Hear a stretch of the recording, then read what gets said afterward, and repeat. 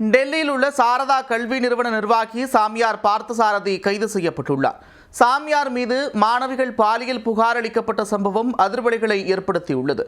மாணவிகளிடம் அத்துமீறியதாக கூறப்படும் குற்றச்சாட்டின் பின்னணி என்ன? உயர்கல்வி நிறுவனத்தின் முக்கிய பொறுப்பில் இருந்த சாமியார் பார்த்தசாரதி குறைந்த மதிப்பெண் பெற்ற மாணவிகளை குறிவைத்து பாலியல் தொல்லை கொடுத்தது அம்பலமாகியுள்ளது.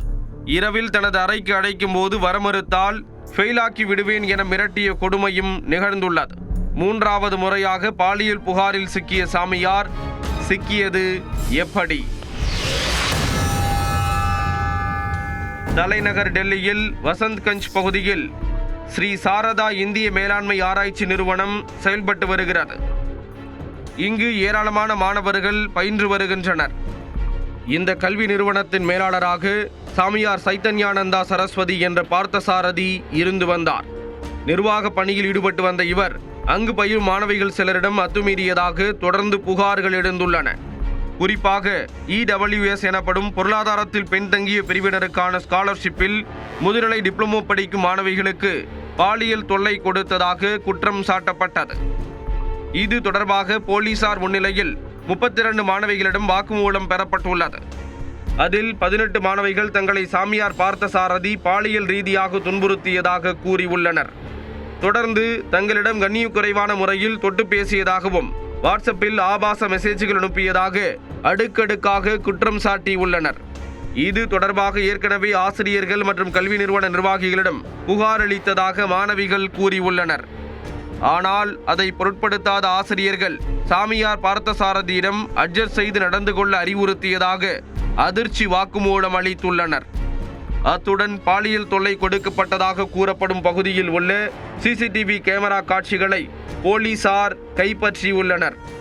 இதனிடையே சாரதா கல்வி நிறுவனத்தில் இருந்து சாமியார் பார்த்தசாரதி பயன்படுத்திய சொகுசு காரை போலீசார் பறிமுதல் செய்துள்ளனர்.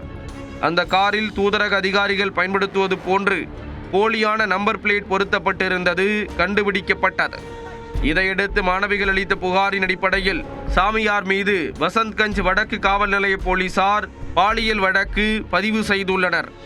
தலைமறைவான அவரை பிடிக்க போலீசார் தீவிர தேடுதல் வேட்டையில் இறங்கினர். சாமியார் வெளிநாடு தப்பிச் செல்லக்கூடும் என்பதால் லுக் அவுட் நோட்டீஸ் பிறப்பிக்கப்பட்டது. முதற்கட்ட விசாரணையில் குறைந்த மதிப்பெண் பெற்ற மாணவிகளை குறிவைத்து சாமியார் பார்த்தசாரதி காய் நகர்த்தியது தெரிய வந்துள்ளது. அவர்களை இரவில் தனது அறைக்கு அழைக்கும் போது வரமறுத்தால் ஃபெயிலாக்கி விடுவேன் என மிரட்டியதும் அம்பலமாகியுள்ளது. மேலும் மாணவிகளுக்கு அனுப்பிய ஆபாச மெசேஜ்களை 3 பெண் வார்டன்கள் மூலம் மிரட்டி டெலீட் செய்ததும் கண்டுபிடிக்கப்பட்டது. இவர் மீது பாலியல் புகார் எழுவது இது முதல் முறை அல்ல.